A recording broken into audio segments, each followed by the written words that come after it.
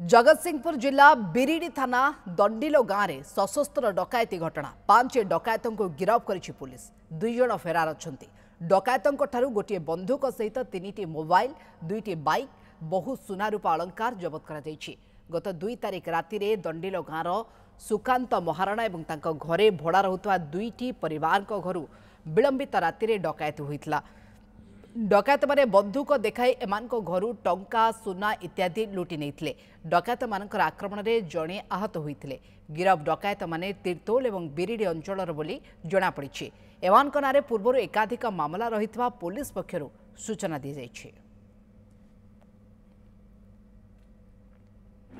2/5/2025 रे जो दंडिलो गाँव होता सुकांत कुमार महाराणा घर चोरी होता आम 3 जन आक्यूज को धरीचु आउ 3 जन आक्यूज धराई से माने भी गतकाली जगतसिंहपुर एरिया धराई आउ से संपृक्त थिबा आम टोटाल 7 जन इनवॉल्वमेंट से आसर्टेन होती से आउ 2 जन आक्यूज अच्छे से महांगा थाना 2 जन को धराई से जो धराई भितर जनक पाखर फायर आर्म्स सीजर कराई जोटा कि बहुत होता बिरडी थाना आमर रूपा प्राय ब्रासलेट चेन एमती प्राय 250 ग्राम खंडे रूपा आउ सोनार कानफुल मुदी एवं लकेट सीजर कराई 3टा मोबाइल सीजर कराई 2टी गाड़ी व्यवहार करथिबा सेटा सीजर कराई।